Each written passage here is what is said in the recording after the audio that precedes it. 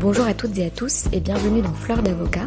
Je suis Lila Louise Maréchaux et dans ce podcast, je vais à la rencontre des avocats bien dans leur robe. Aujourd'hui, ce n'est pas un avocat bien dans sa robe que j'interviewe, sinon comme tous les 5 épisodes, un avocat reconverti. Et c'est Fabien Naoum qui s'est prêté au jeu. Fabien a exercé pendant un peu plus de 3 ans au barreau de Paris en droit des affaires et plus particulièrement en conseil en droit des sociétés, avant de devenir brasseur de bière. Il a notamment fondé la Société parisienne de bière, qui est devenue la brasserie SPB, H-E-S-P-E-B-A-Y, que vous pouvez trouver dans les Monoprix notamment. Et il nous raconte tout ce parcours dans l'interview, avec moult détails. C'est maître Éric Morin qui m'a soufflé le nom de Fabien Naoum sur Twitter. Et je l'en remercie. Celles et ceux d'entre vous qui n'ont pas encore écouté l'interview d'Éric Morin, d'ailleurs, je vous encourage vivement à le faire parce que il est très chouette et j'ai plein de retours très positifs dessus. Donc voilà, merci à tous.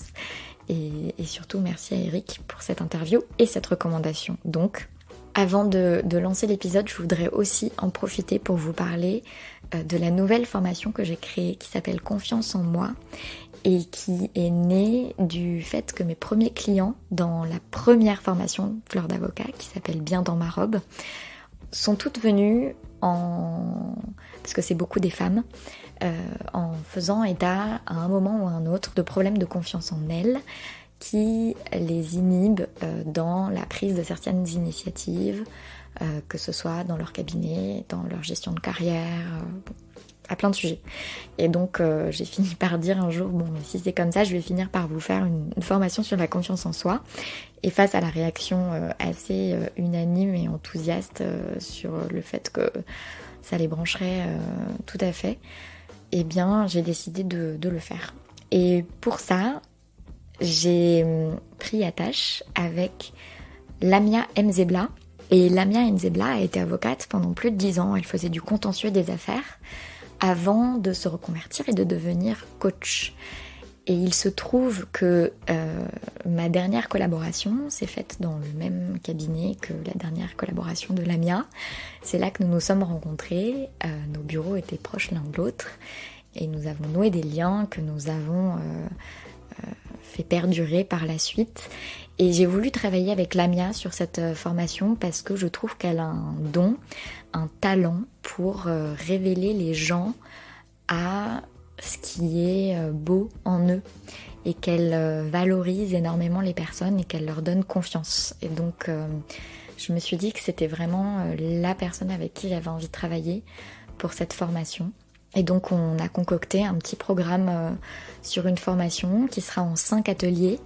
Un premier atelier sur l'estime de soi, un deuxième atelier sur les compétences, la confiance en ses compétences, un troisième atelier sur le charisme et le leadership, et donc comment inspirer confiance autour de soi, un quatrième atelier sur la confiance en sa voix, VOIX, où ce sera surtout un travail sur la voix et la posture pour transmettre la confiance par le corps, et enfin un 5e atelier sur le fait de se faire confiance, avec un travail sur les émotions et sur l'intuition notamment. Et voilà, je suis ravie de vous en parler aujourd'hui. Vous pouvez d'ores et déjà vous inscrire à la première session qui aura lieu à partir de fin janvier. Et j'ai le grand plaisir pour cette première session d'être hébergée par le cabinet Queen Emmanuel, grâce au soutien de Camille Aéry, qui parle beaucoup de confiance en soi dans ses conférences, qui en a parlé dans son épisode, dans son interview, que je vous invite à aller écouter aussi par ailleurs. Et donc c'est assez naturellement que je me suis adressée à lui pour savoir s'il accepterait d'héberger ce module. Et sur les réseaux sociaux, je fais un petit concours de Noël et je vous invite à participer. Il suffit de taguer une personne avec qui vous aimeriez faire cette formation ou qui selon vous pourrait bénéficier de cette formation, et je ferai un petit tirage au sort et une des personnes gagnera donc une place pour la session de janvier de cette formation Confiance en moi. Donc je vous invite à aller voir sur le site internet, vous aurez une plus ample présentation de la formation Et vous aurez aussi un lien pour découvrir et rencontrer Lamia avec son cabinet de coaching Accordon. Voilà, c'est tout ce que je voulais vous dire. J'en ai fini pour les annonces et je vous laisse avec donc Fabien et moi pour cette discussion sur une reconversion professionnelle. Bonne écoute et à la semaine prochaine. Bonjour Fabien, Naoum. Oui. Merci d'être mon invité sur Fleur d'Avocat. Merci de m'accueillir. Alors Fabien, raconte-moi comment et pourquoi tu es devenu avocat. Alors c'est une bonne question. Donc j'ai commencé mes études par une année plus ou moins sabbatique parce que j'avais commencé à faire de l'éco-gestion en faculté. Ça m'avait pas plu du tout. Donc j'avais avorté ça et je m'étais beaucoup posé la question de ce que je voulais devenir plus tard. Je pense comme beaucoup de gens de ma génération. J'ai commencé par une école de commerce parce que j'avais pendant cette année sabbatique, j'avais déjà entrepris, créé quelques projets. Qu'est-ce que tu avais créé ? J'avais créé un site internet qui référençait des soirées parisiennes. Ok. Voilà. Mais c'était un moyen de gagner un peu d'argent, mais le milieu ne m'avait pas passionné. Le milieu de la nuit ? Le milieu de la nuit ne m'avait pas passionné. Et donc j'avais fait une école de commerce par la suite, ne sachant pas trop ce que je voulais faire. Ça a été très intéressant, mais à un moment donné, il m'a manqué je dirais, j'avais besoin dans le cadre de mes études de faire travailler mon cerveau, d'avoir je dirais une formation qui soit peut-être, je dirais, plus littéraire ou plus intellectuelle, si je puis dire. Sympa pour les écoles de commerce. Sympa pour les écoles de commerce. Cela dit, c'est un truc qui est assez... Dans une école de commerce, on apprend énormément de choses, mais c'est vrai que on n'apprend pas forcément à écrire, ou on n'apprend pas forcément on apprend à réfléchir sur effectivement comment gagner de l'argent, mais voilà, je voulais réfléchir sur autre chose. Et donc il m'a été donné l'opportunité de poursuivre ma formation en droit gestion. Donc t'as fait 3 ans en école de commerce quand même ? J'ai fait 2 ans en école de commerce, j'ai fait une sorte de je crois, 2 ans, c'est le DUG, je sais plus comment ça s'appelle. Ouais. Et j'ai poursuivi à l'université Paris-Dauphine où j'ai fait du droit gestion, c'est en fait du droit des matières de droit des affaires et des matières de gestion. Donc j'ai découvert le droit à travers des matières très concrètes qui étaient les procédures collectives, le droit des contrats, voilà. Donc des matières de droit des affaires très appliquées. Mais je n'avais pas du tout le background juridique.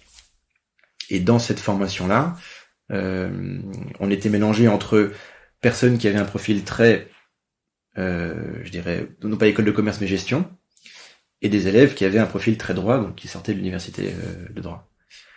Et donc c'est comme ça que j'ai découvert le droit, et c'est comme ça que, je dirais, j'ai été amené progressivement vers la profession d'avocat. Et ça a satisfait tes besoins de plus de réflexion, plus littéraire Alors, complètement, mais parce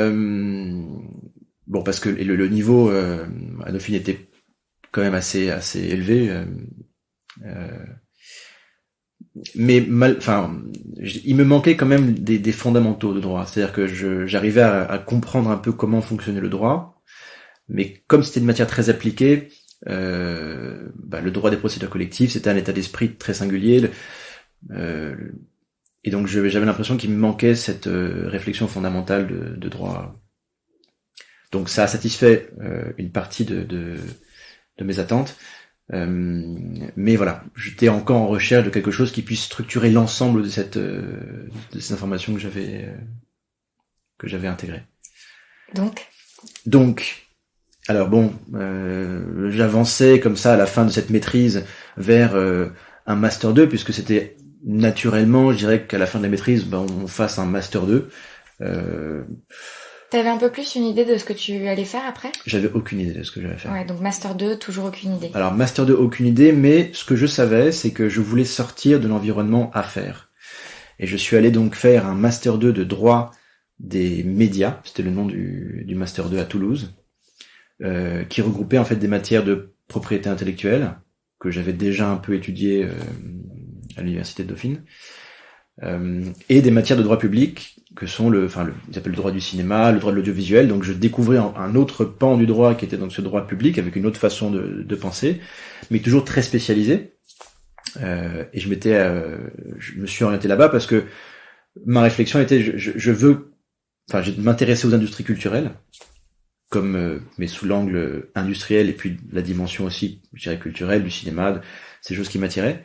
Et donc, voilà, je me suis dit que de faire du droit des médias en M2, c'était une façon de me rapprocher de ce qui m'intéressait. Mais je me suis rendu compte que le droit, dans un domaine que l'on apprécie, n'est pas forcément aussi appréciable que la matière en elle-même. Oui. Et le droit public de l'audiovisuel, c'est très technique, c'est très intéressant intellectuellement, mais je m'y retrouvais pas, quoi. Donc j'ai pas réussi vraiment. Ce master 2, c'était pas non plus ça. J'ai découvert des choses intellectuellement, ça m'a appris beaucoup de choses, mais je me suis pas vu pratiquer dans ces domaines-là. Et en rentrant à Paris, j'ai tout de suite j'ai commencé mes stages en cabinet d'avocat. Ok. Parce que tu t'expliques que tu savais toujours pas vraiment ce que tu voulais faire. Donc pourquoi est-ce que tu as fait des stages en cabinet d'avocat ? Alors, les cabinets d'avocats, ça me paraissait être l'étape naturelle, je dirais, après cette formation juridique. Et puis, il s'agissait pour moi de voir si la pratique du droit était quelque chose qui pourrait m'intéresser. Donc, c'était vraiment très exploratoire comme expérience. Ouais. Et comment ça s'est passé ? Ça s'est très bien passé. J'étais dans un cabinet parisien où j'étais dans le département propriété intellectuelle. Et dans ce cabinet, j'ai découvert, c'est une expérience de 6 mois, c'était un cabinet où on travaillait beaucoup, m'est arrivé de rentrer à 5h du matin. Oui. Mais ça me plaisait beaucoup, j'aimais beaucoup l'énergie qu'il y avait, la recherche de l'efficacité, de l'excellence, c'est quelque chose qui m'a beaucoup séduit. Et j'ai découvert le contentieux des affaires. Et c'est ça qui m'a vraiment beaucoup plu. Alors, au contact d'un avocat de ce cabinet qui a été un super professeur, en tout cas qui m'a donné envie de poursuivre dans la voie du contentieux des affaires. Et le contentieux des affaires, pour moi, la seule possibilité, c'était de devenir avocat. C'était la voie la plus naturelle pour y arriver. Et donc voilà comment, petit à petit, en fait, j'ai découvert un plaisir dans le métier d'avocat, à savoir le contentieux des affaires. Donc, tu décides de passer le CRFPA. Donc je décide de passer le CRFPA la même année et je rentre et donc alors ça se passe bien.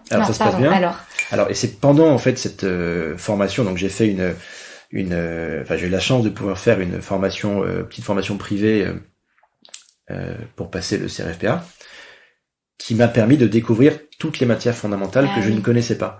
Donc en fait en 2 mois, j'ai découvert le droit des obligations. J'ai découvert en fait les fondements des droits, des spécialités que j'avais découvert. Et donc c'est comme si tout le puzzle se mettait en place. Et j'ai adoré le droit des obligations. J'ai adoré.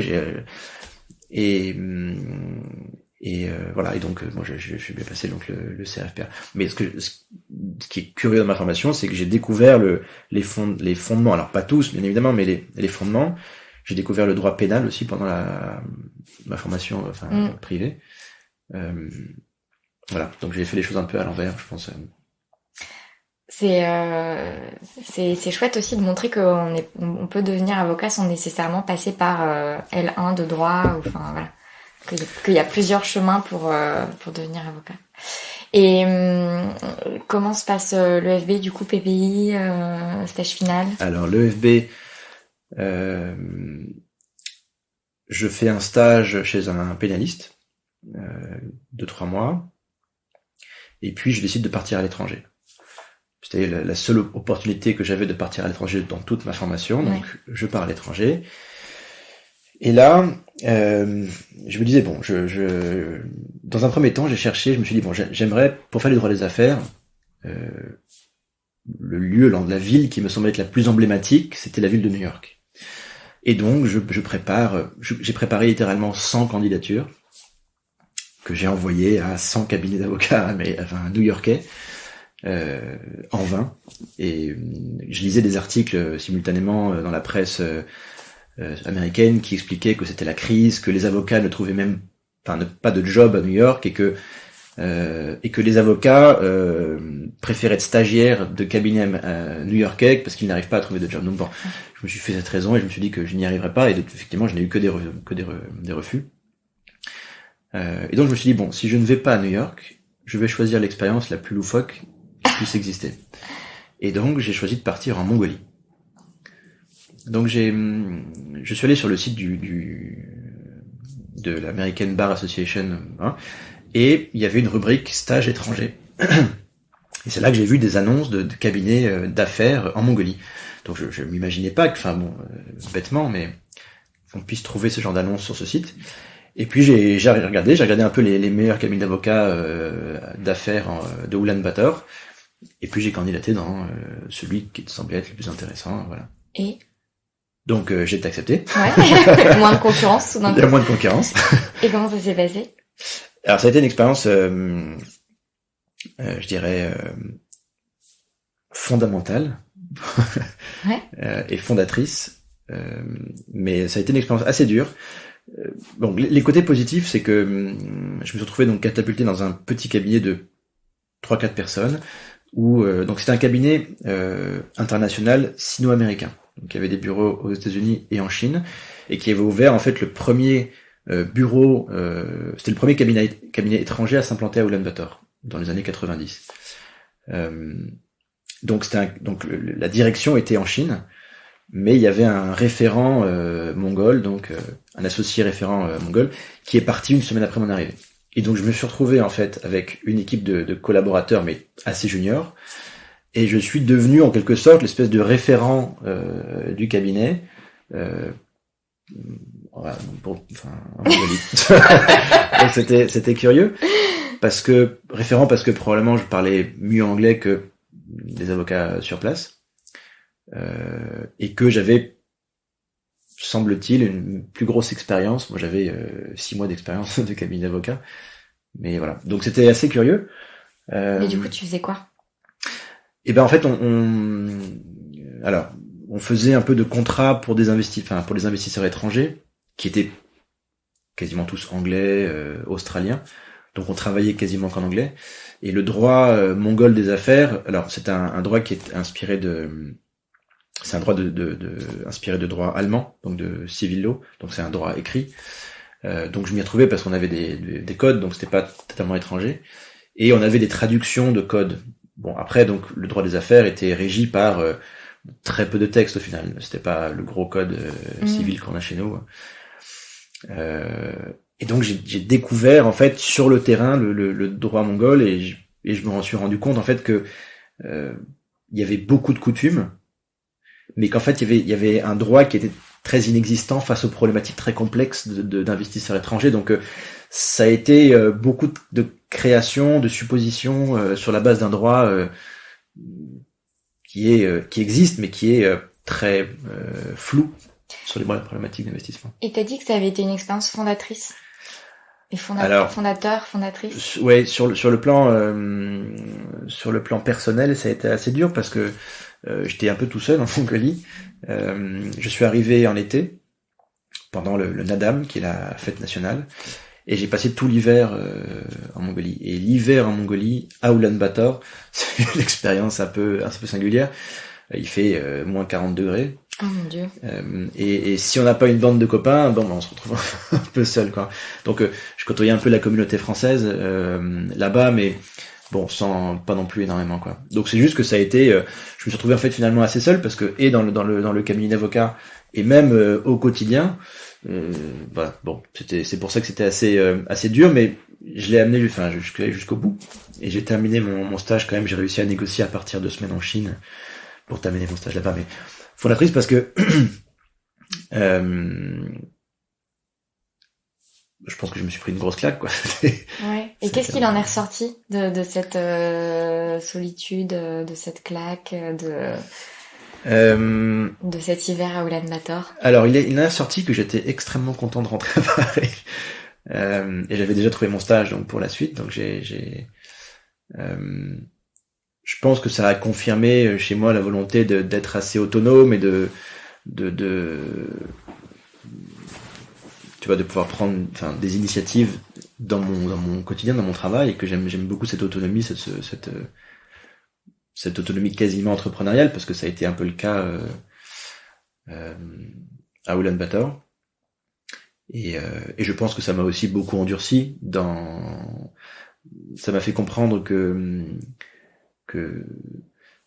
ça m'a rapproché de cette idée que j'aime prendre des risques, et que quelle que soit en fait la situation dans laquelle je me retrouve, j'aurai l'énergie en moi pour amener à bien en fait mon projet. Ça t'a donné confiance. Oui, c'est ça. Ça a donné confiance dans ma capacité à faire ce que j'ai envie de faire dans les situations les plus difficiles. Voilà. Et donc tu rentres à Paris, dernier stage. Ouais. Contentieux des affaires. Contentieux des affaires. Dans un cabinet, un super cabinet où j'ai appris, qui m'a super bien formé. À la dure, hein, avec, on se couche tard, c'est très très concurrentiel et tout ça, mais j'en suis sorti avec une formation vraiment super, quoi. Et c'est ce stage-là qui m'a permis de trouver, donc j'ai pas été pris en tant que collaborateur dans ce cabinet-là, mais j'ai rejoint un associé de ce cabinet qui était allé dans un autre cabinet, quoi. Ouais. Donc voilà. Et donc très formateur. Et le métier d'avocat, là, tu te projetais à ce stade-là. Oui, alors j'étais quand même allé un soir, je m'étais réveillé une nuit avec des palpitations au cœur, j'étais allé à l'hôpital, enfin. Ah oui, quand même.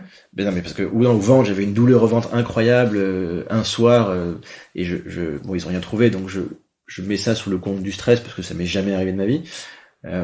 Donc ça a été dur, hein, très dur, très stressant. C'est pas un stress qui me fait perdre mes moyens, mais voilà, en tout cas, je suis quand même allé un soir à l'hôpital. Et à ce moment-là, enfin, parce que c'est quand même une réaction extrême au stress, ouais. Qu'est-ce que tu te dis? Alors, quand on est dans cette course, en tout cas, dans ce stage de fin d'études, on a quand même qu'une seule chose en tête, c'est la collab. Trouver un job, trouver le job qui suit. Donc, je dirais que les problématiques de ventre, ça passe après. On se dit d'abord, on saute l'obstacle et ensuite on voit comment ça se passe. Donc, je me suis pas dit c'est sûr qu'effectivement ma réflexion c'était de dire bon, est-ce que j'ai envie de ça, mais je répondrai à cette question plus tard. Ouais. D'abord, on passe l'obstacle. Ça me fait penser à Thibault Labbé. C'est ma deuxième interview d'une reconversion professionnelle. Et lui aussi, il avait un mal-être physique, quoi. C'est-à-dire que, alors lui, ça a pas été ponctuel, c'était plus diffus. Mais si je me souviens bien, des soucis de sommeil, enfin des trucs quand même où physiquement, il sentait que... Bref. Je crois que ça s'appelle la symptomatisation, et au final, c'est un truc qui est... Enfin, moi, je voyais comme quelque chose de plutôt positif parce que c'est une façon d'exprimer d'une manière ou d'une autre quelque chose. Donc, si la parole, il y a pas d'expression de parole, le corps s'exprime. Donc, c'est une façon comme une autre de dire quelque chose. Et donc, au final, c'est bien que le corps s'exprime comme ça. Ah oui. Faut pas que ce soit trop violent non plus, mais voilà. Non, c'est plutôt cool. Ce qui est encore mieux, c'est quand on écoute, mais mais c'est plutôt cool. Heureusement que le corps envoie des signaux. Et donc, tu rejoins cet autre associé dans un autre cabinet. Ouais. Et commence, du coup, ta collab. Ma collaboration. Ouais. Donc... C'est chez nous, ça, que ça vibre? Ouais. C'est celui-ci, là. C'est lui. Pardon. Pas de problème. Ah, ouais. Tu veux répondre ou... Non, pas du tout. Okay. Donc, commence cette collaboration dans un super cabinet, avec des gens avec qui ça match vraiment très bien. Des gens avec qui je parle de cinéma dans l'entretien d'embauche, donc un super feeling, et voilà. Alors, pas en contentieux des affaires pures, mais je suis à cheval entre du droit des sociétés en conseil et un peu de support sur du contentieux de droit des sociétés. Et donc ça a été parce que t'as eu une opportunité avec cette personne avec qui t'as eu un bon feeling et donc t'as préféré aller bosser avec elle, ou ça a été parce que t'as pas trouvé en contentieux ou... Alors, j'avais travaillé avec cet associé-là pendant mon stage, et on avait travaillé sur des matières de droit boursier, de communication financière. Et le contact s'était très bien passé. On avait passé, enfin, donc ça a été un choix de personne. Oui, à ce moment-là, je me suis dit, chouette, j'ai travaillé sur des dossiers intéressants, j'ai l'opportunité d'entrer dans un cabinet qui est dans lequel qui a bonne réputation, dans lequel il y a une bonne ambiance, enfin, et je peux faire ce que je voulais, ce que j'ai fait historiquement, et faire un peu de conseils. Ça, j'étais assez ouvert encore à cette époque-là, donc ça m'allait très bien. J'étais très content. J'ai pas plus candidaté que ça, parce qu'en fait, l'opportunité s'est présentée assez vite, et ça m'a plu, donc voilà. Cool. Et donc cette collaboration se passe bien. Donc ça se passe très bien, ouais, ça se passe très bien. J'ai fait du droit des sociétés, il y a pas de contentieux. Bah alors pourquoi? Qu'est-ce qui s'est passé? Alors, qu'est-ce qui s'est passé? Alors, quand on regarde mon parcours, j'ai en germe en moi, je dirais les graines de l'entrepreneuriat, parce que j'ai un peu toujours fait ça. Un truc qui s'est passé, c'est que quand j'ai eu ma collaboration, donc quand j'ai signé mon contrat, il y a eu une espèce de relâchement. C'est comme si j'avais mis un terme à, je crois, 7 ou 8 ans de formation. C'est-à-dire que j'avais réussi, en quelque sorte. Ouais. L'objectif que je m'étais fixé, j'avais réussi. Et à ce moment-là, j'ai commencé à me demander, bon, ok, maintenant que ça c'est fait, qu'est-ce que t'aimes faire dans la vie, Fabien? C'est quoi tes passions? Et j'ai un peu de mal à répondre à cette question. Je sais pas ce que j'aime. En fait, je me suis jamais autorisé, je me suis jamais laissé poser la question de quelles étaient mes passions. Et c'est comme ça que j'ai commencé à écouter un peu, à m'écouter un peu, et que j'ai découvert des passions assez curieuses, assez saugrenues, mais voilà. Ouais. Et t'as ouvert la porte à l'introspection et ça a été un chemin sans retour. Alors l'introspection, ça fait bien longtemps que je travaille, mais non, c'est plus l'idée de se dire bon bah ok, maintenant que la partie sécurité, ce que je devais faire pour satisfaire, je dirais, aux nécessités transgénérationnelles et familiales, maintenant que ça c'est fait, maintenant que j'ai fait le job, qu'est-ce que j'ai envie de faire, qu'est-ce que j'aime. Donc c'est venu comme ça, assez naturellement. Et ces centres d'intérêt saugrenus? Les tapis anciens. Ouais, non, mais c'est pour ça que je te fais parler. Les tapis anciens.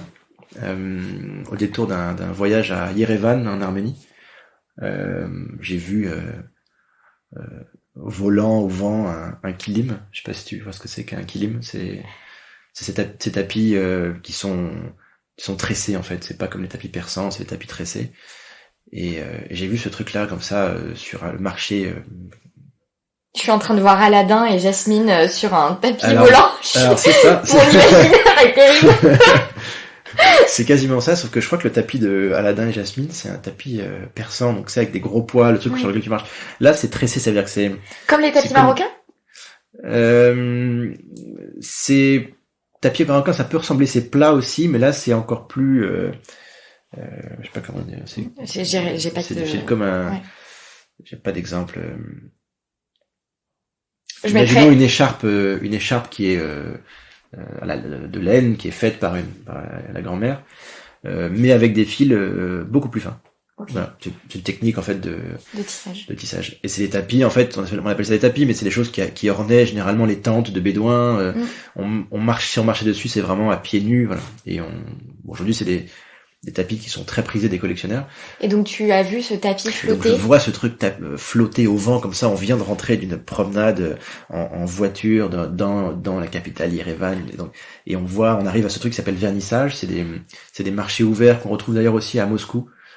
Et c'est une espèce de coup de cœur absolument dingue. Je me dis waouh, c'est incroyable, c'est magnifique.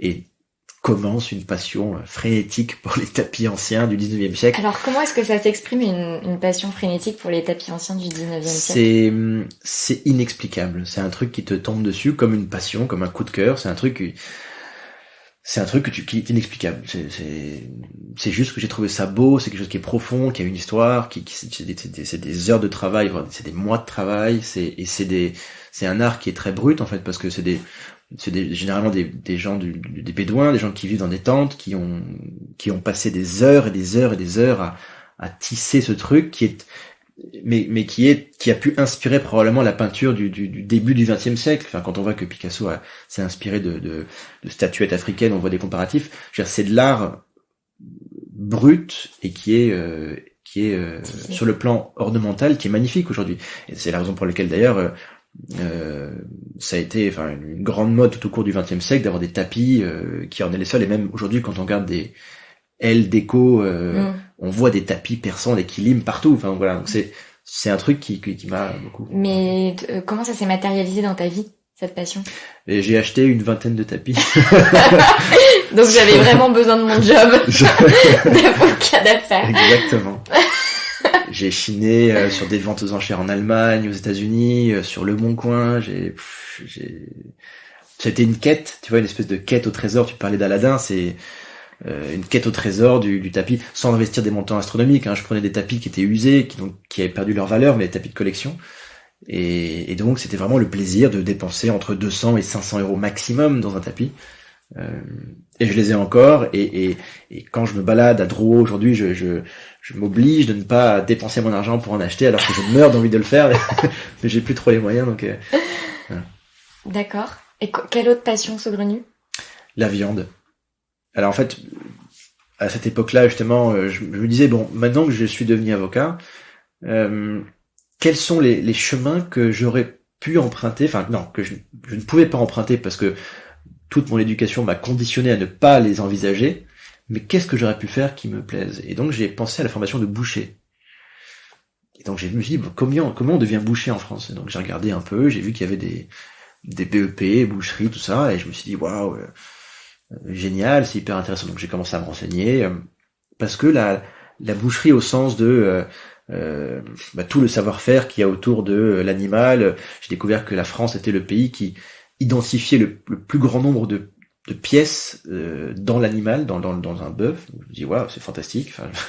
Et donc en fait c'est tout le savoir-faire qu'il pouvait y avoir derrière qui m'inspirait. Donc j'ai lu des livres sur la question. Comme pour les tapis, j'ai lu des livres, je me suis renseigné, j'ai contacté des jeunes startups qui vendaient de la viande, je leur ai écrit des lettres enflammées pour leur dire que j'étais intéressé à l'idée de découvrir plus. Et, que t'étais intéressé pour potentiellement les rejoindre? Pour en savoir plus pour les aider, pour savoir si je pouvais participer, apprendre. Okay. Et t'as eu des retours? Oui, ils m'ont convié, j'ai fait un entretien, on a discuté et ils en ont conclu que je pouvais pas trop leur servir, mais bon, j'avais vécu une espèce de quête de la recherche de moi à travers ces pistes-là. Les tapis comme la viande, en fait, c'est des projets où je me suis posé la question de est-ce que je pourrais en faire un métier.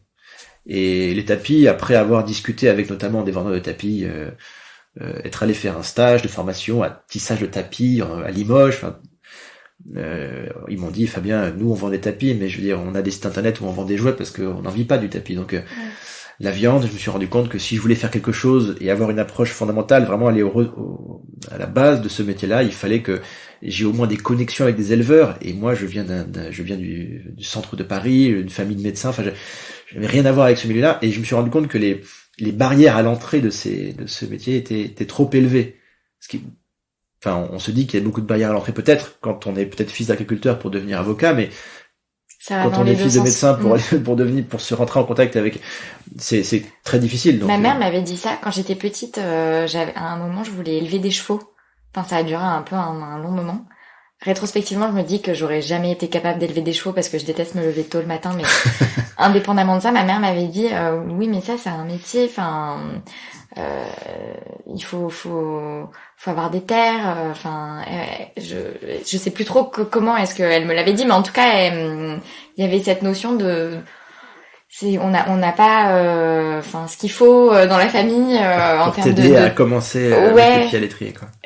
Voilà, bref, c'est un espèce de souvenir quand tu parles de ça. Et mes parents sont médecins aussi, tu vois. Okay.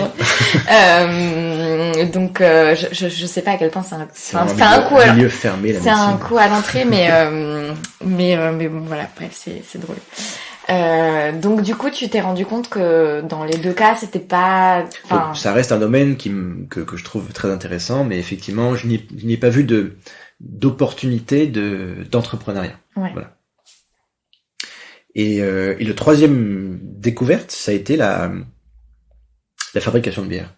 Donc, et dans la fabrication de bière, donc de la même manière, je m'y suis mis à 200%, j'ai lu plein de livres, Alors attends, parce que j'ai oublié de te demander la question. Donc on sait comment est-ce que t'as...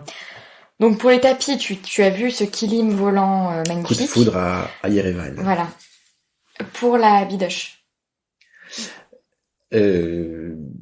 T'as un souvenir un peu marquant, à un moment tu t'es dit, mais en fait j'ai envie d'en savoir plus sur ce truc. Oui, c'est à un moment donné où je me dis, on est dans cette moment où ça y est, je suis avocat. Un jour je me suis dit, voilà, Tiens, et la viande. Et si on je sais pas, mais t'étais en train de manger une entrecôte, qu'est-ce qui se passait? Non, j'étais dans mon lit. Ça devait être un dimanche où dans son lit on rêvasse, on fait le monde un peu et. C'est parti d'une rêverie. Ça part toujours d'une rêverie. Bah non, le kilim c'est pas parti d'une rêverie, c'est parti d'une. C'est vrai. C'est pour ça que je te pose la question. Ouais. Et la bière, rêverie ou? Pareil. Oui, je regardais un livre et je me suis dit tiens, ça ferait une image, m'inspirait. Je me dis que ça ferait une jolie étiquette de bière. Mais c'est quoi ce livre? Moi, je veux tout savoir. C'était un livre d'images, historiques et enfin, j'ai vu un dessin, je me suis dit ça ferait une jolie étiquette de bière. Enfin, je sais même plus quel livre c'était. Ah, c'est dommage que tu t'en souviennes plus. Ouais. C'est pas grave. Et puis donc je me suis dit tiens, comment on fait de la bière? Voilà, c'est cette question, comment on fait de la bière? Et puis là, je suis allé sur YouTube. J'ai vu des Québécois dans leur cuisine fabriquer de la bière. Je me suis dit qu'est-ce que c'est curieux, c'est drôle. Et puis j'ai acheté un livre pour apprendre à brasser de la bière. Et du coup, t'as fait de la bière dans ta cuisine? Et j'ai commencé à faire de la bière dans ma cuisine, comme ces gens-là.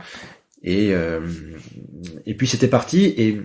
Et dans ce domaine de passion, je me suis dit il y a matière potentiellement à entreprendre puisque il n'existe pas grand-chose en France encore autour de la bière artisanale. Je regardais un peu les exemples américains nord-américains de brasserie, ce qu'elles faisaient, ce qu'elles racontaient comme histoire, et j'ai trouvé ça extrêmement inspirant. Et donc voilà, c'est de là que c'est parti. Et en parallèle, dans ta vie d'avocat?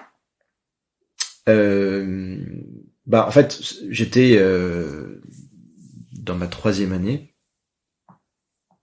Et donc, en parallèle, oui, mes revenus d'avocat m'ont permis de financer mes lectures et mon petit matériel.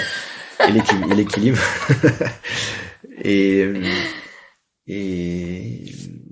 et donc, ça s'est fait assez rapidement, en réalité. C'est-à-dire que ça s'est fait assez rapidement. Ouais, je suis parti j'ai quitté le cabinet d'avocat peut-être 6 mois peut-être après avoir commencé à brasser chez moi. Ah oui. Donc j'ai pas quitté l'avocature avec un job sérieux, avec une source de revenus sérieuse derrière. Enfin c'était flou. C'était un peu ouais.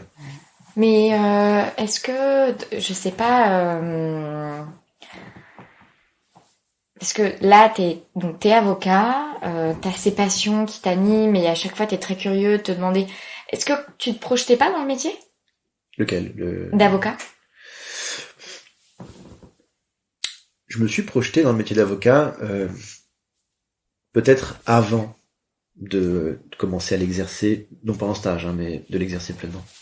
Je me suis vu une fois, je me suis dit tiens, oui, je me suis imaginé avocat, mais je me suis imaginé avocat plus dans tout ce qu'il y a autour, plus que dans le métier en lui-même.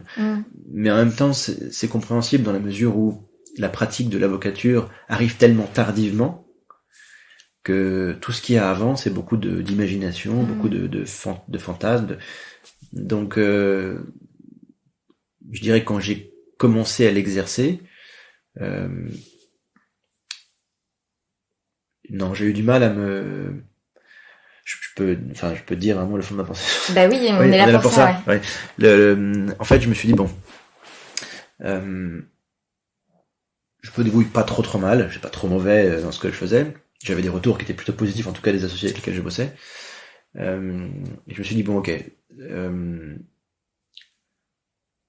si les choses se passent bien, dans X années, je deviens counsel. Dans X années, je deviens associé.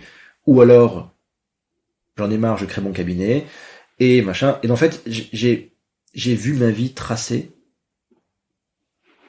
en gardant une certaine dose d'humilité, mais je me suis dit voilà, bon ok, je serai là, je gagnerai bien ma vie à tel âge, je serai associé.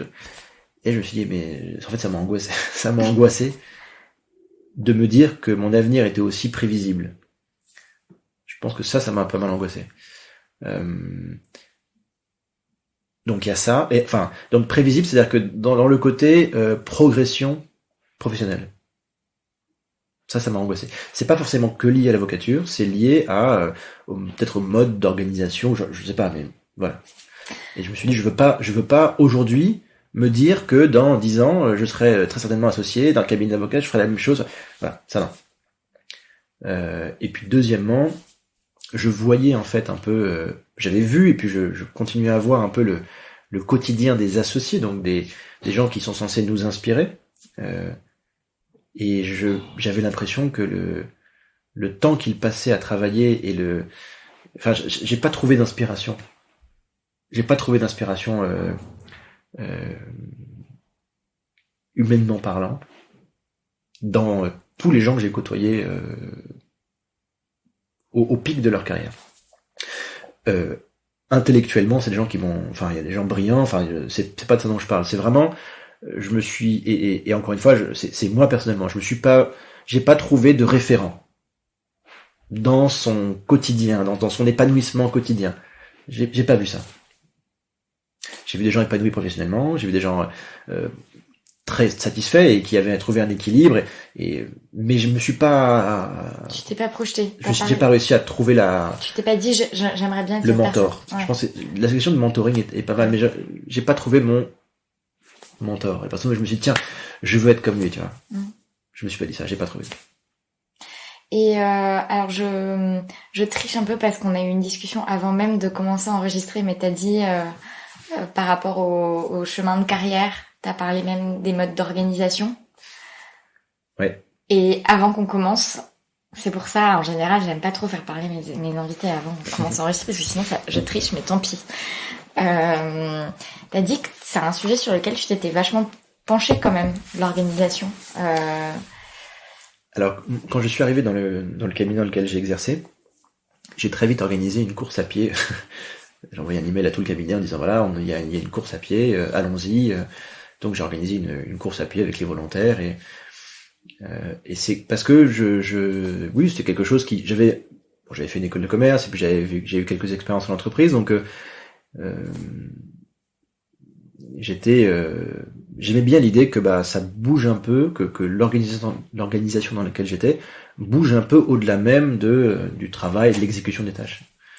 Donc c'est sûr que on va appeler ça le management, du moins la vie du cabinet était un truc qui m'inspirait beaucoup et dont je sentais que j'avais besoin pour être performant moi-même. C'est-à-dire que j'avais besoin que l'environnement dans lequel je travaillais vive comme un organe pour que moi j'ai envie d'aller relire des dizaines de pages d'un contrat, d'une fusion-acquisition qui en soi est un peu, enfin c'est barbant quoi bon.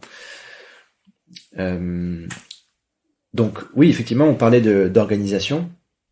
Tu fais référence au livre de Réinventons les organisations de Monsieur Laloux, c'est ça, Philippe Laloux, quoi.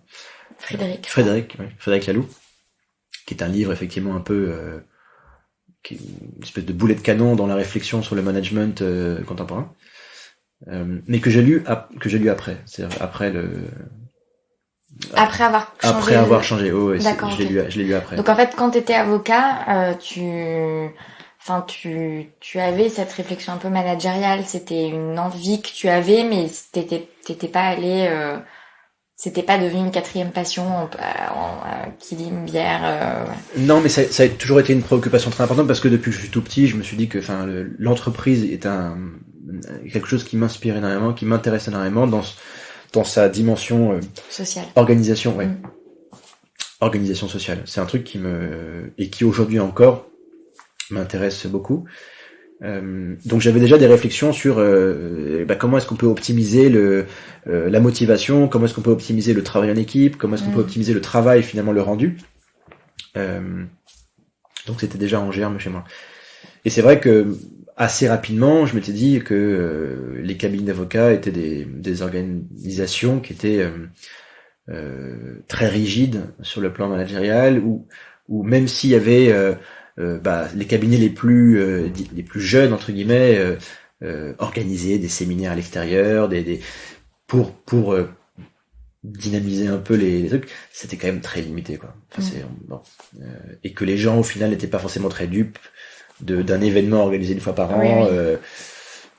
Finalement, ce qui compte, c'est surtout les actions du quotidien plus qu'un bel événement par an. Complètement. Et donc en fait, si je comprends bien, ta reconversion, c'est ce mélange d'absence de projection, d'un peu d'ennui par rapport à la carrière qui s'annonçait, d'absence de projection, de référent, de mentor, où tu te dis tiens, cette personne elle me donne envie de faire ça et de peut-être devenir comme lui ou comme elle, qui a été mis dans le shaker avec ta découverte de la bière et des opportunités entrepreneuriales qu'il pouvait y avoir dedans, avec un coût d'entrée qui était à un niveau qui te permettait de lâcher la robe pour aller vers la bière. Et on a secoué tout ça et ça a fait une reconversion. Il y a effectivement de ça et c'est-à-dire qu'en germe chez moi un profil quand même assez entrepreneur parce que j'avais déjà créé deux entreprises alors que j'étais étudiant, donc j'avais quand même en moi ce besoin d'imprévisibilité de résultats. Tu vois, mais ce besoin, il aurait pu exister si tu t'étais mis à ton compte, tu vois. C'est une forme d'entrepreneuriat, par exemple. C'est vrai. Un truc qui m'a, alors c'est je pense ça a été le coup de massue qui a vraiment finalisé ma volonté de me reconvertir. C'était que j'ai un de mes cousins qui travaille dans la finance et qui me disait de tous mes copains, ceux qui continuent à travailler très tard le soir, c'est les avocats. Il travaille avec des gens qui, même dans les fonds d'investissement, on travaille beaucoup. Et c'est cette petite phrase qui est venue me dire, mais donc ça veut dire quoi en fait? Ça veut dire que tu vas travailler comme un malade, parce que de toute façon, il n'était pas question que je travaille pas comme un malade dans tout ce que je fasse. C'est-à-dire que quand je me lance dans quelque chose, je le fais à fond. Oui, donc, on comprend. Si je me mets à fond dans l'avocature, je vais travailler comme un malade, mais est-ce que un jour je vais pouvoir profiter de ce que j'aurais accumulé? Et le sentiment qui a été le mien, c'est de me dire, mais en fait, même si demain je suis associé d'un cabinet d'avocat, que je gagne bien ma vie, très bien, est-ce qu'un jour je pourrais m'asseoir 2 secondes et profiter de ce que j'ai construit? Et le sentiment que j'ai eu, c'est que, en fait, je n'y arriverai pas parce que je devrais toujours être là pour relire. Et s'il faut se coucher à minuit, à 4h du matin, ce sera à moi de le faire. Et ça, c'est aussi quelque chose qui m'a pas plu parce que je me dis, ok, donc en fait, je construis pas. On en revient à la notion d'organisation et au manque de référents, parce que moi maintenant quand je regarde un peu en tout cas les invités du podcast, j'en vois qui sont pas à ce rythme-là quoi. D'ailleurs, je pense à Éric Morin, qui est celui qui a mis ton nom sur Twitter quand j'ai dit vous avez pas des recommandations d'avocats hommes qui se sont reconvertis? Je manque d'hommes. Et c'est Éric Morin qui m'a dit il y a Fabien Naoum. Et c'est drôle parce que je pense un peu à lui, tu vois, par exemple. Lui il dit voilà, nous on travaille bien, mais j'ai une vie quoi. Ça va. Bon, et cette discussion, je l'ai eue aussi avec Arthur Milran, j'ai déjeuné avec lui récemment, qui est un invité du podcast du tout début. Et il réfléchit, alors lui, il est jeune associé, et pareil, il réfléchit, il se dit, mais je sais pas si un jour j'arriverai, c'est une réflexion qu'il fait, à déléguer aussi la production, enfin, comment est-ce que je peux... voilà. Il y a cette réflexion chez les avocats, je pense qu'on a peu d'exemples. Moi, j'ai l'intime conviction que c'est possible aussi, mais je pense que c'est quelque chose qui est pas assez cultivé et où il n'y a pas assez d'exemples. Bref. En tout cas, oui, cette notion de construction, je te rejoins, je la comprends. En tout cas, voilà, j'ai pas eu et j'ai pas j'ai pas vu de modèle qui m'ait prouvé le contraire. Et même si je voyais des cabinets d'avocats qui avaient une image très très cool, très in fine, si on veut que les conclusions que l'on rend, le contrat que l'on rend soit absolument parfait, on doit garder la main dans la production. Ce que je trouve bien, mais... Oui, mais avec ta bière, c'est la même chose, non? Oui, c'est la même chose, sauf que ma bière, je peux surveiller la bière à des heures convenables, c'est-à-dire que je peux rentrer chez moi, si je m'organise, je peux rentrer chez moi à 17h, sauf quand je dois aller démarcher des bars, donc là c'est l'autre problématique, mais j'ai une maîtrise de mon temps, et j'ai l'impression de construire... le sentiment de construction est beaucoup plus prégnant, il est beaucoup plus fort. Alors, il y a plus forte raison quand je suis dans un domaine qui est, on peut appeler artisanalo-industriel, parce que j'ai posé des cuves en inox, tu vois, des fermenteurs. C'est très visuel, c'est un actif que je consolide, mais il est là. C'est-à-dire que si j'ai quelque chose de très concret. Alors, il y a quelque chose de très concret. Et puis il y a le sentiment de vraiment construire. Je pense que cette idée de construction, d'accumulation dans le temps, et de me dire que si j'ai bien travaillé, je me suis donné à fond pendant 10 ans, je peux avoir une équipe qui pilote la brasserie. Je pourrais goûter la bière in fine, mais je pourrais me détacher et que mon entreprise soit indépendante de moi. Et je pense que ça, c'est un élément qui est, à mon sens, assez important dans l'entrepreneuriat. C'est ce qui fait aussi la valeur d'une entreprise. C'est la capacité de l'entreprise à vivre sans son fondateur, sans son PDG là, qu'elle puisse être autonome en fait. Et c'est ce qui fait, à mon sens, sa valeur. Un cabinet d'avocats, j'ai l'impression que si tu fondes un cabinet d'avocats, oui, peut-être qu'on peut. Je me rends pas compte dans quelle mesure il peut vivre sans toi, tu vois, en quelque sorte. C'est une grosse réflexion. Moi, je pense que c'est possible, mais qu'il faut construire un cabinet d'avocats, il faut le construire comme ça, quoi. Il faut le construire en acceptant mais comme dans n'importe quelle entreprise, encore une fois, en acceptant que du coup, sa valeur ajoutée, elle est dans cette construction justement, et pas que dans la production. Et enfin, tu vois ce que je veux dire? Ouais.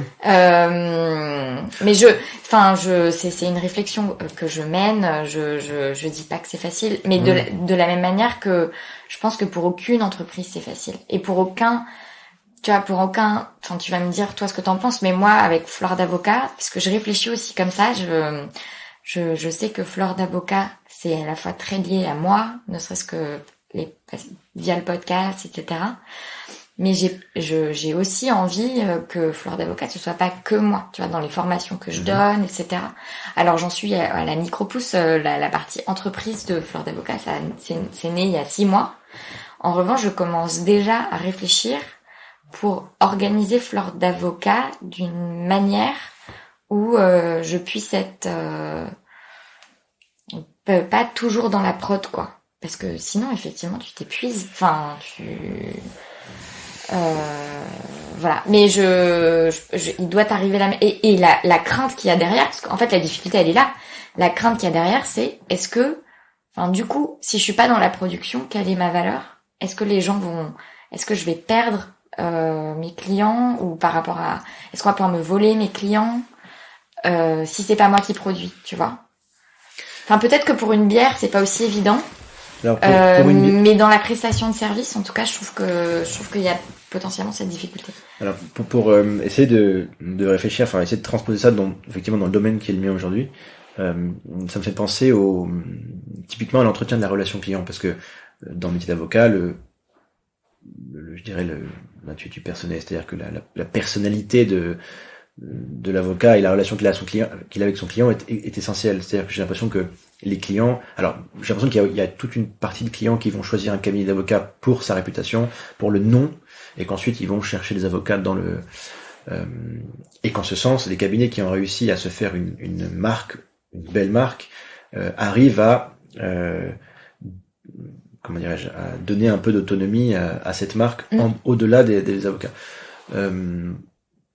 Moi aujourd'hui, effectivement, avec mes clients, j'essaie de sortir un peu de cette relation où c'est que moi qui suis à l'interface, Et il y a des clients qui sont sensibles à ça et des clients qui le sont moins.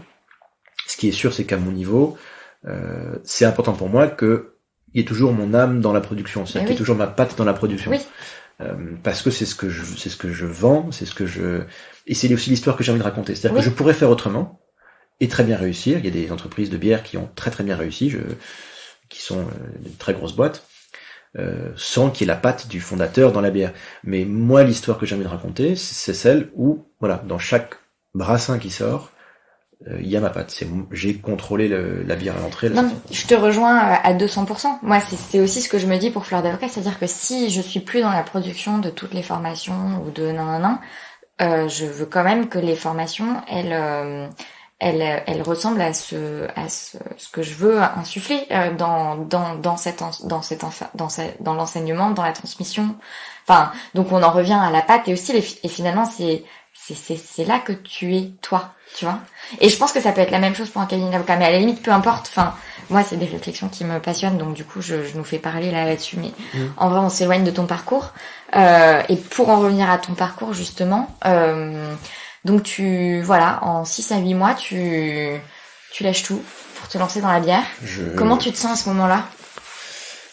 Ça a été un des sentiments les plus grisants de ma vie, parce que donc j'ai le sentiment de faire un peu le saut de l'ange. Je trouve que l'image m'inspirait beaucoup à ce moment-là, parce que je n'avais pas beaucoup de sécurité derrière.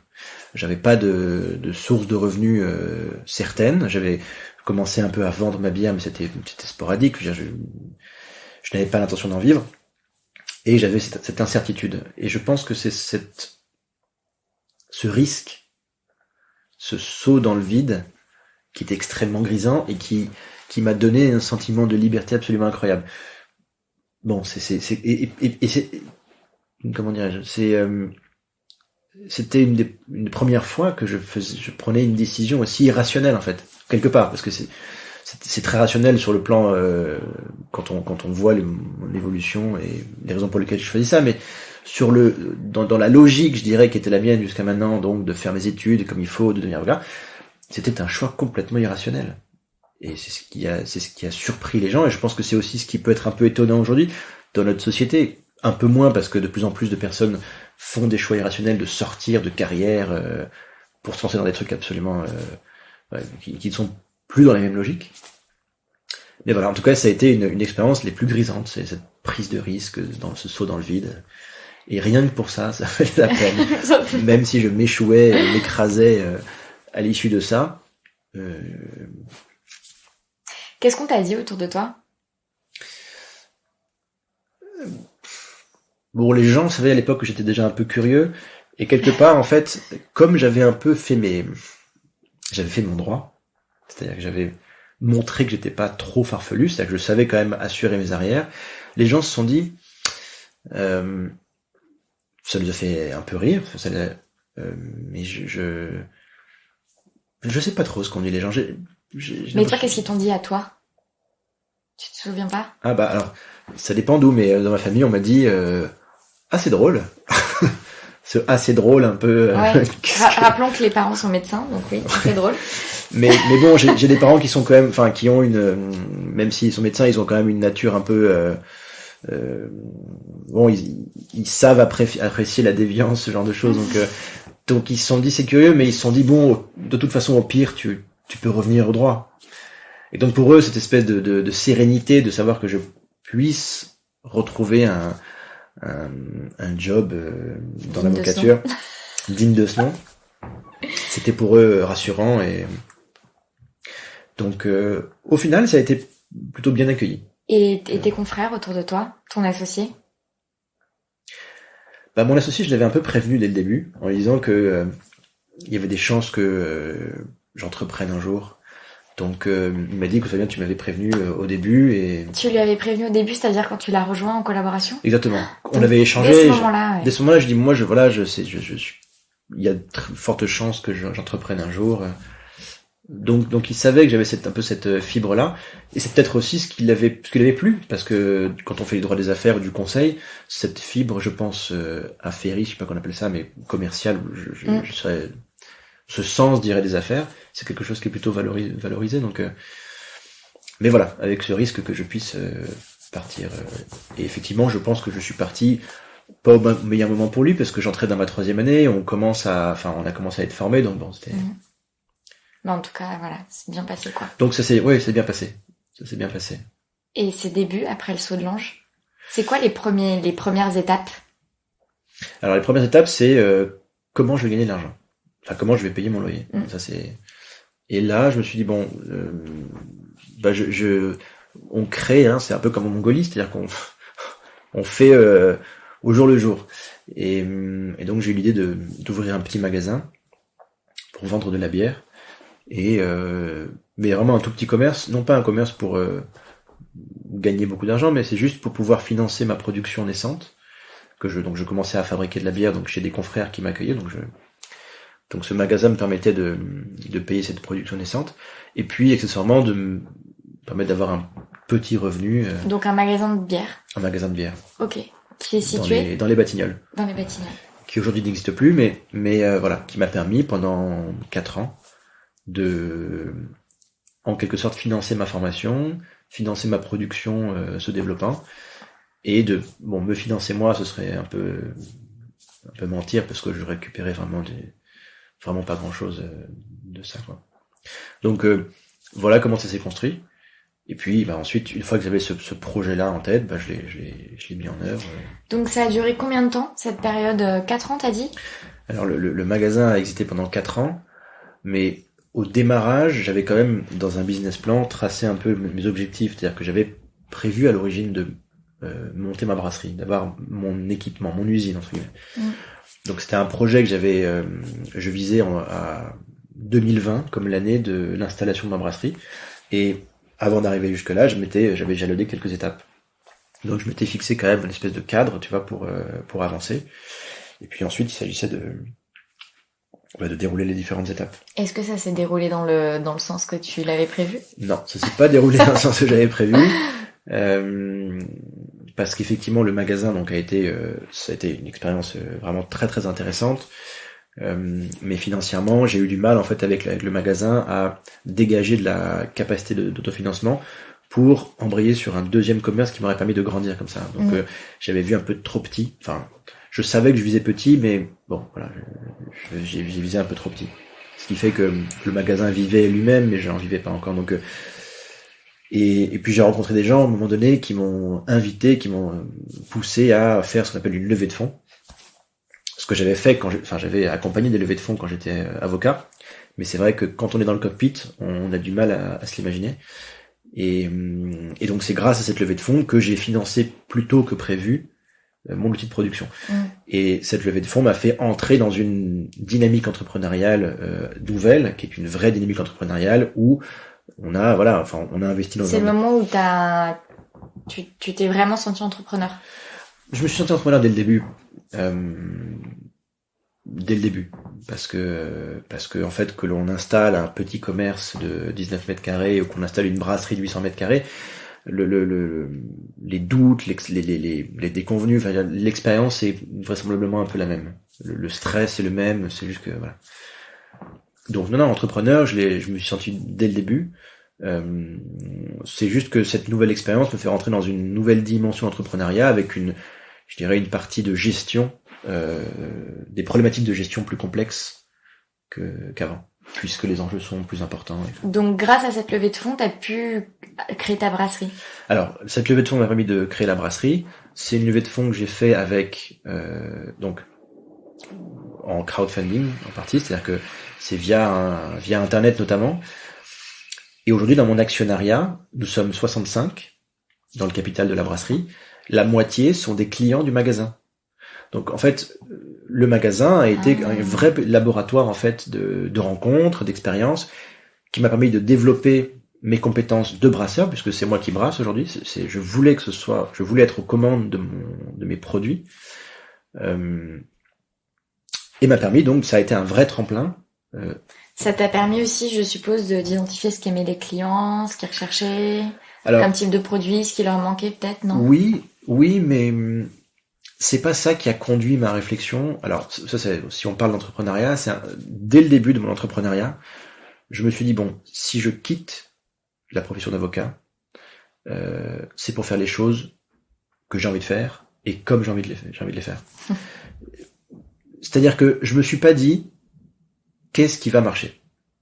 Je me suis dit qu'est-ce que j'ai envie de faire. Et c'est aujourd'hui je défends un peu maintenant cette approche de l'entrepreneuriat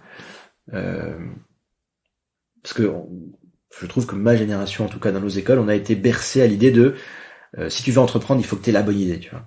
Et ça, je pense que c'est un truc absolument destructeur et idiot pour entreprendre. Entreprendre, c'est pas est-ce que j'ai la bonne idée, à mon sens. Entreprendre, c'est qu'est-ce que j'aime faire au quotidien. Alors, quel est mon plaisir, dans quoi je m'amuse au quotidien. Parce que l'entrepreneuriat, c'est un truc qui est qui est très demandeur, qui est pas forcément aussi stressant que l'avocature. J'ai trouvé que le stress de l'entrepreneuriat était très différent du stress de l'avocature, mais je trouve beaucoup plus facile à vivre de mon point de vue. Mais la question, c'est qu'est-ce que j'aime faire, c'est quoi les plaisirs que j'ai au quotidien. Et c'est ça qui a été qui a vraiment dirigé tout mon entreprise. Au point où en fait, j'ai jamais vu mon entreprise sous l'angle du risque. Je l'ai vu sous l'angle de comment est-ce que je peux faire en sorte que mon plaisir conduise à quelque chose de bon, d'intéressant et qui donne envie aux autres de le consommer. C'est drôle parce que mon coach me dit tout le temps ça. Parce que j'ai un coach et à chaque fois je viens avec un problème, je dis mais en fait j'ai pas envie de faire ça, ça je le sens pas, et puis j'ai pas envie de faire comme ça, et à chaque fois il me dit Lia, t'es pas partie, t'as pas arrêté d'être avocate pour monter ta boîte avec toutes les emmerdes que c'est pour faire des trucs que t'as pas envie de faire. Mais donc si t'as pas envie, tu les fais pas. Et là je suis là, oui effectivement, vu comme ça. Alors, modulo. Non, mais modulo, bien évidemment, il y a des trucs à faire avancer, mais, non, mais voilà, mais sur enfin, tu vois, je sais pas, des personnes avec qui travailler ou des manières de faire une certaine enfin, voilà. Là, pour le coup, c'est des trucs où il me dit, enfin, t'es pas obligé, en fait, tu peux faire, enfin, comme toi tu veux, comme toi tu vas prendre du plaisir à travailler. Si c'est pour faire un truc et qu'en fait t'en tires pas de plaisir, ça sert à rien, faut pas le faire. Et surtout, je pense que, enfin, on se doit ça, c'est-à-dire que on a quitté un truc qu'on a construit pendant 8 ans. Donc là, on est devenu avocat, ça fait 8 ans d'études, 3 ans d'expérience. Il faut que ça en vaille la peine d'arrêter ça. Et donc la peine, c'est que les choses soient motivées vraiment par le plaisir de les faire, que ce soit amusant, et encore une fois, encore plus que quand on est entrepreneur, c'est particulièrement demandeur, c'est particulièrement difficile. Donc voilà, le plaisir et faire les choses comme on a envie de les faire, avant de penser à ce que les gens vont vouloir ou ce que les gens vont aimer. Voilà, c'est juste un... Et donc, toi, c'était quoi ton plaisir et qu'est-ce que tu avais envie de faire avec cette bière, avec cette brasserie? Alors, il y a... Dans la façon dont j'ai construit mon entreprise, ce que je disais tout à l'heure, c'est que c'était important pour moi d'être l'auteur de mes recettes, c'est-à-dire de maîtriser mon produit. Je me voyais pas construire une entreprise dans laquelle je ne maîtrise pas l'objet de ce que je vends. Il y a des brasseries qui se montent ou qui sont montées par des entrepreneurs qui ne savent pas brasser, mais c'était pas l'histoire que je voulais raconter. J'avais envie de mettre mes mains dans le cambouis, j'avais envie de créer. Et bon, ça a développé beaucoup de réflexions que j'ai autour du travail manuel, et j'avais envie j'ai toujours envie de participer à la valorisation du travail manuel, du travail de l'artisan qui utilise ses mains, et que quand on évolue, moi j'ai évolué dans des milieux de professions plutôt intellectuelles où le travail manuel c'était quelque chose qui est un peu dévalorisé parce que on n'est pas un notable de sa ville quand on fabrique quand on met ses mains dans le cambouis, quoi. Et moi au contraire je trouvais que c'était extrêmement noble, extrêmement intéressant, et je le crois toujours. Donc en tout cas voilà, ça fait partie des valeurs que aujourd'hui je défends beaucoup. Donc parmi les choses qui me motivent, c'est j'ai à cœur alors la France est un pays qui a perdu sa culture brassicole. Pour faire un petit laïus sur l'histoire de la bière, il y avait près de 3000 brasseries en France au début du XXe siècle. Elles ont toutes disparu après les deux guerres, réquisitionnées, et au milieu du XXe siècle, il en restait une petite dizaine. Donc ça a vraiment été tout un pan de l'artisanat, de l'industrie française qui a disparu. Il y a eu aussi les rachats par les géants de la bière. Et depuis peut-être 20 ans, il y a ce phénomène insufflé beaucoup par les États-Unis, où on a vu des brasseries renaître. Et donc aujourd'hui en France, on doit avoir peut-être plus de 1000 brasseries, mais on est encore loin du nombre de brasseries qu'il y avait il y a plus de 100 ans. Donc c'est tout un secteur de l'économie qui se reconstitue, qui a été oublié et qui se reconstitue.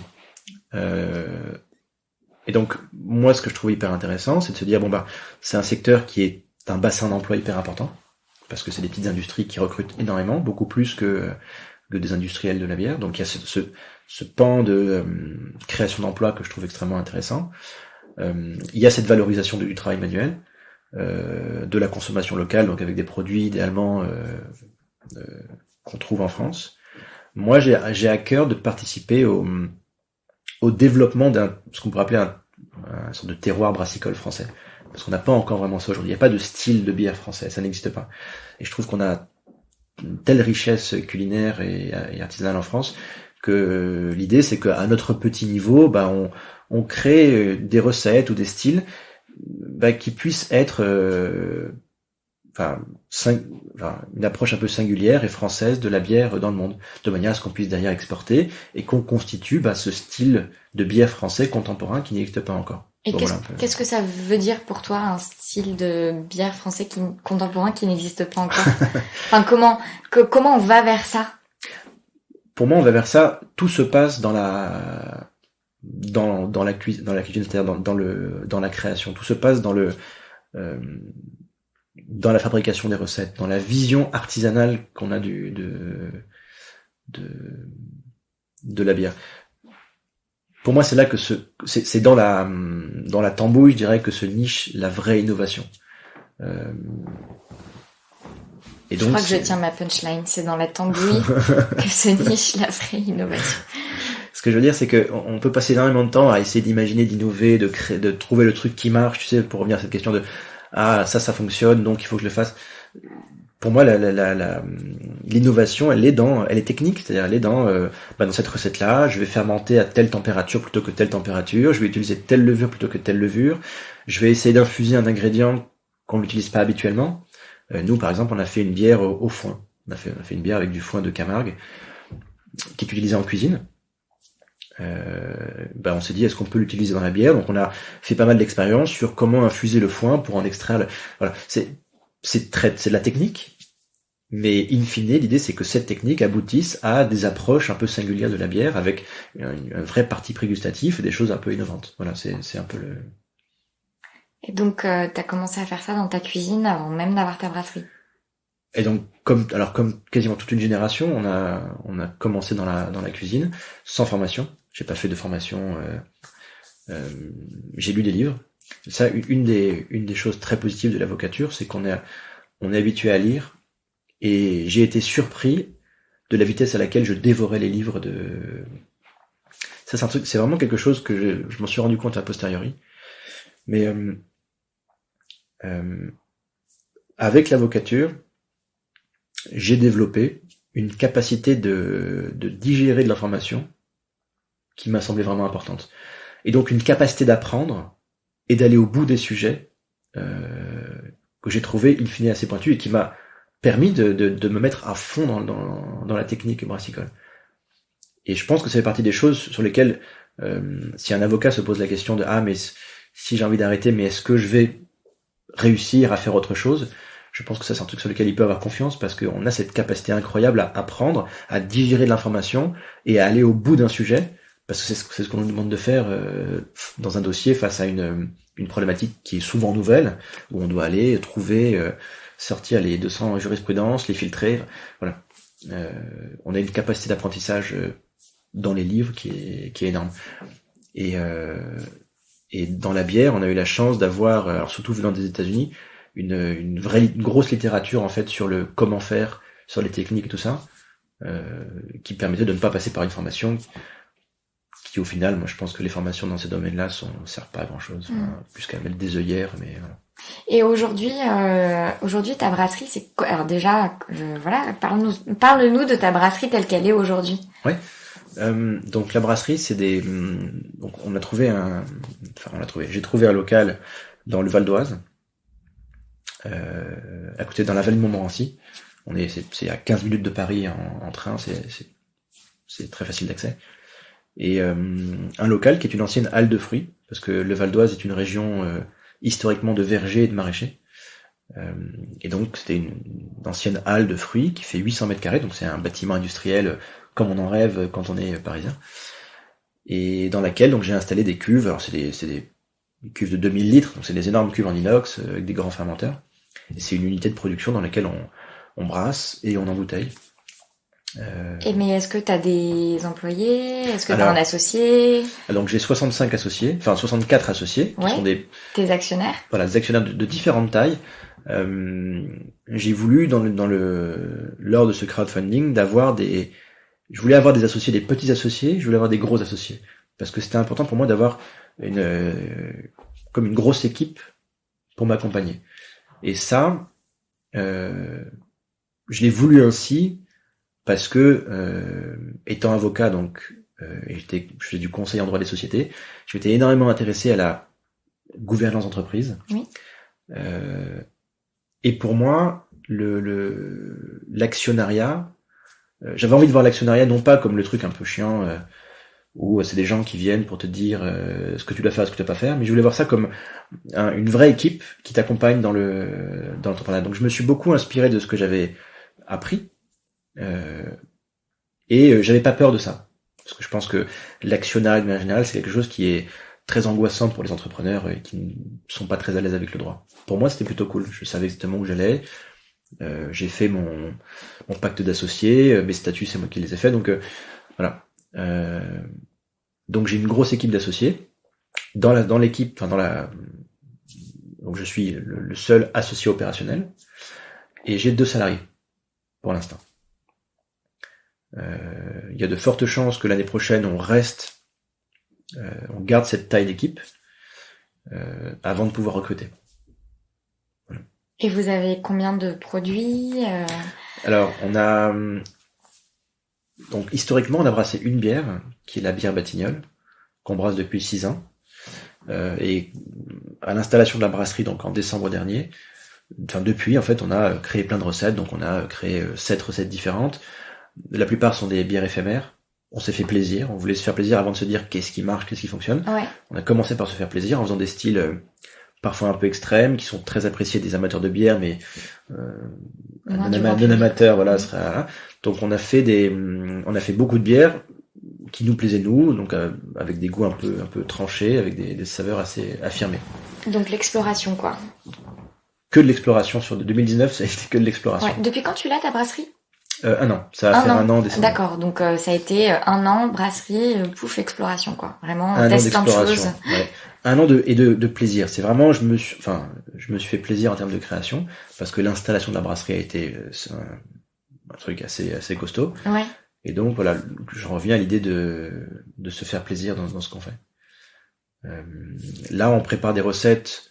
On essaie de constituer une gamme de base qu'on n'a pas encore vraiment abouti. Mais l'idée, c'est que l'ADN de notre brasserie, ce soit la création très spontanée, comme un chef de cuisine peut créer sa carte du jour, tu vois. Oui, avoir des menus de saison. Des menus de saison, ouais. Exactement. Et alors, tu n'as même pas dit comment s'appelle ta brasserie. C'est quoi ta marque? Peut-être que c'est parce que tu n'as pas encore de marque. Si. Ah, d'accord. Alors, la brasserie s'appelle SPB. SPB. C'est HESPEBAY. Ça veut rien dire. Ça ne veut absolument rien dire. Voilà. Ok. Et pourquoi? Alors, l'histoire, c'est que... on s'appelait historiquement Société Parisienne de Bière. Et en fait, l'idée, c'était de garder un peu l'ADN de notre nom, mais de sortir d'un nom un peu... qui était un peu pompeux, et sortir du nom parisien. Enfin, je voulais voir. Ça fait très années 30, Société Parisienne de Bière. C'était l'idée à l'origine, d'avoir ce côté un peu rétro. Mais quand il s'est agi de fabriquer nous-mêmes dans nos cuves, je voulais qu'on ait quelque chose de plus en phase avec cette idée de création et moins autour d'une localisation parisienne et de ce nom un peu voilà, qui était pas en adéquation vraiment avec l'idée de créateur. Tu vois, donc on a gardé en fait les premières lettres de Société Parisienne de Bière, SPB, et on a gardé donc cette phonétique et on l'a un peu transformée pour garder un lien avec l'histoire, mais en ayant un nom un peu nouveau, un peu. Ok. Et donc t'es content? T'es heureux? Ouais, bah je suis très heureux. Bon, par ailleurs, enfin, dans cette entreprise-là, c'est très épanouissant, mais il y a des moments qui sont, enfin, il y a plusieurs fois où je me suis dit, j'en ai marre. Enfin, je veux dire, c'est une aventure humaine. Je peux pas dire que tout au long de cette expérience, c'est super. Ce qui est sûr, c'est que à aucun moment je n'ai regretté ce que j'ai fait. Ça, je pense que c'est important de pouvoir le dire parce que ce qui fait que je ne regrette pas, c'est que ça me fait vivre au quotidien. Je stresse au quotidien, mais c'est pas un stress, c'est mon stress. C'est-à-dire, c'est pas le stress de j'ai pas rendu ma copie ou j'ai fait. Non, c'est beaucoup plus intégré. Donc c'est un stress qui est très dynamisant, c'est très euphorisant. Les plaisirs et les victoires, ce sont mes victoires. Donc je ne regrette absolument pas tout ce que j'ai fait. Je ne regrette pas d'avoir quitté l'avocature, le chemin que j'ai parcouru. Maintenant, effectivement, c'est dur parce que c'est l'entreprise, c'est les problématiques de croissance, de machin. La boule au ventre, je l'ai eu, mais je suis jamais allé à l'hôpital parce que j'avais la boule au ventre là-dessus, quoi. Donc, je réponds à... je pense que ça répond à ma question. Est-ce que tu as une source d'inspiration actuellement, ou d'ailleurs plus globale dans ta vie? Wow.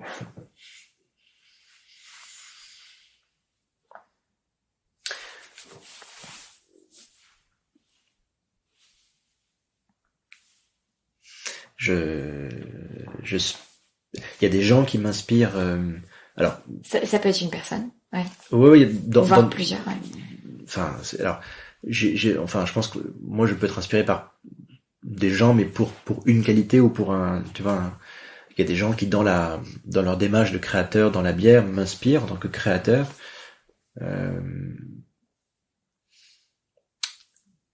Mais j'ai rarement j'ai pas de personne, enfin j'ai jamais vraiment trouvé quelqu'un qui incarnait et je suis content de ne pas avoir trouvé parce que quelque part ça me permet de continuer à essayer de me rapprocher de cet idéal que je me fais de ce que doit être mon mentor. En fait, c'est finalement moi, tu vois. Ouais. Mais j'ai pas comme ça là, tu vois, j'ai pas de personne qui m'inspire. J'essaie de m'inspirer de l'idéal que j'aimerais de moi-même. Ok, c'est une belle réponse. Et quelle est ta dernière joie? Ma dernière joie? Oui, ta dernière joie. Ma dernière joie, c'est que après, j'ai passé un an à travailler sur cette piste, mais on a enfin été accepté par la Comédie Française, et que donc on trouve notre bière à la Comédie Française. Et c'était un des objectifs que je m'étais fixé au tout début de l'aventure. Je me suis dit, le jour où on rentre à la Comédie Française, j'aurai l'impression d'avoir réussi ce que je voulais faire. Pourquoi c'était important pour toi? Parce que c'est un lieu magique, c'est un lieu où j'ai le plaisir d'aller, que c'est une façon de me dire que je sais pas, symboliquement, puis je suis parisien de naissance, c'est des lieux qui sont mythiques. Et puis il y a de fortes chances que si ça se passe bien à la Comédie Française, on entre aussi aux opéras, l'opéra Garnier, l'opéra de Bastille. Et je suis un fanatique d'opéra. Enfin, c'est des choses qui résonnent particulièrement en moi. Donc voilà, ma joie c'était ça, c'est qu'on soit accepté à la Comédie Française. Ça a été génial, quoi. Félicitations. Merci. Qu'est-ce que tu as fait de ta robe? Je sais pas où elle est. Je sais pas où elle est. J'ai voulu la garder comme un vestige parce qu'il y avait mon nom dessus. J'ai pas tellement investi émotionnellement ma robe. Tu vois, Bah oui, tu l'as perdue. Eh bien, j'ai perdu. Manifestement. J'ai pas plus investi ça. Tu vois, je me suis pas dit la robe, machin, c'est symbole de. Formidable. J'allais dire, si les auditeurs veulent goûter tes bières, où est-ce qu'ils peuvent aller? Alors, on travaille depuis 4 ans avec Monoprix. Ouais. Donc on retrouve la bière Batignolles en grand format dans le rayon produits locaux de tous les Monoprix d'Île-de-France. Okay. Quand ils ont bien réussi à faire l'approvisionnement. Faut pas hésiter à la demander, ça aide à faire le réassort. Ok. Super. Merci beaucoup Fabien. Merci de m'avoir reçu.